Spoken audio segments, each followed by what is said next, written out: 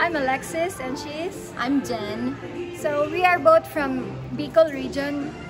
You're from? Sorsogon City and... I'm from Naga City. Ever since pandemic happened, nawalan po kami ng work sa Manila and then afterwards, bumalik kami ng Bicol and yun, nakakuha po ako ng work doon. Permanent po. Pero the thing is, parang hindi pa rin enough. Luckily, may classmate po ako during my master's na Teach USA. After that, meron din po ako ng mga doubts na katulad ng legit ba yan, baka scam lang yan. Tapos, hindi basta-basta madaling pumunta sa US, kailangan mo lang lakas ng loob doon. So, lahat po ng mga fears ko and doubts is parang inano ko siya, sinet aside, tapos nag-took a risk po ako, and then, here I am now. Lahat po ng yun, inalis ko, kasi, ayun po, walk by faith po talaga ako nung simula nung nag-process kami sa Teach USA, and then, madami po talagang struggles kang may encounter, like, wala kang money, o kaya walang enough na fund for you, paano ka makakapunta ng US. Pero maging resourceful na lang po tayo. Kasi kung hindi po tayo magiging resourceful, wala rin po eh. Nakastuck ka po kung nasan. And then you will always learn when you go outside your comfort zone. And then wala rin pong nakakatakot kasi habang may buhay, palaging may opportunities. Yes, I agree. Ako naman po, I'm the youngest in our family. Kaya parang ang hirap isipin or paniwalaan ng pamilya ko na makakarating ako ng US kasi nga bata pa daw ako. Pero college pa lang ako, pangarap ko ng mag-ibang bansa kasi gusto ko mag-grow, gusto ko maging independent, and alam ko na nilagay yun ni Lord yung pangarap na yun sa heart ko, kaya pinagpaguran ko talaga kahit family member mo minsan hindi maniniwala, pero may mga tao pa rin gagamitin si Lord na mag-help sa'yo. Na-mention lang yun sa akin ng kaibigan ko sa work, tapos nung una, parang ang hirap kasi wala nga kaming pera, wala tayong resources para doon. Pero sabi ko nga nung una, kung pangarap mo yun na alam mong binigay din yun sa'yo ng Panginoon, He will always make a way para matupad mo yung pangarap mo. And here we are now, di ba? Pero hindi doon nagtatapos yung struggle kasi yung application process, di ba? To your patience naman, worth it lahat.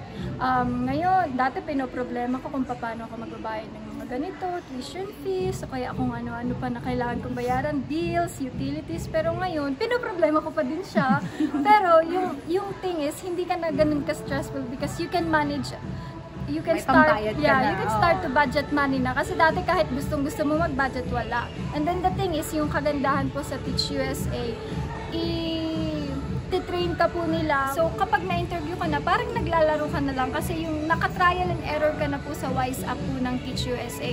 Kaya pagdating sa real-time experiences, ayun na, yung reality po, parang madali na lang po sa'yo. Kasi yun na, na-conquer mo na yung mga stages na mahirap. Step by step, mag-question ka sa sarili mo, worth it ba yung paglabas mo ng pera ng ganito, worth it ba? Pero tingnan nyo naman po, hindi ko naman po masasabi na mayaman or ganun or ganito, successful. Pero we are still malayo on the process. Tayo dati. Compare po sa before, talagang malaki rin po yung changes. Kaya kung may doubts kayo, remove it.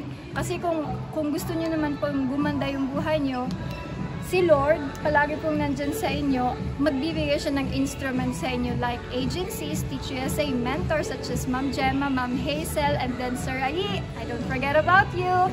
Ang dami niyo pong information na binigay po sa akin. And then ngayon po, talagang nagamit ko po yun sa sarili ko at sa family ko po.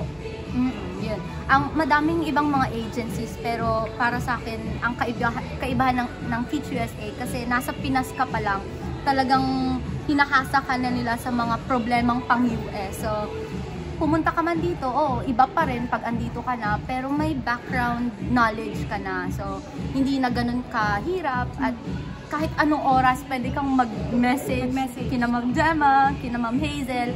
Talagang di naman sila mag-hesitate na tulungan kayo. Kahit simple, malaking question. And kahit nasa US na kami, tuloy pa rin yung pagsuporta nila. Kaya yung Teach USA kasi parang hindi lang yung start sila andun. Hanggang matapos yung program, hanggang sa mga future success mo, andun pa rin sila. So, it's a good decision, the best decision para sa akin na nag-Teach USA ako other than other agencies.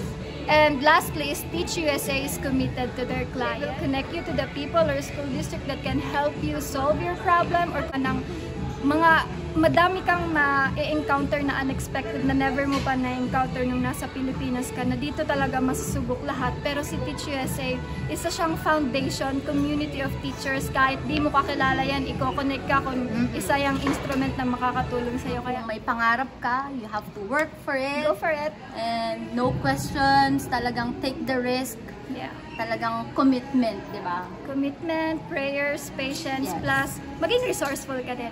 Sa mga nag-a-apply, alisin niyo na po yung doubts niyo. Mamaya niyan po, makikita po namin kayo sa Teach USA. Thank you. Kung interesado ka mag-apply at may mga alinlangan ka pa, hindi pa ata to yung time para sa'yo. Kasi kailangan pag nag-start ka na, ibuhos mo na yung Yes. lahat, 100%. Yes, Kasi 100%. in the end, worth it naman lahat. God bless you! God bless po.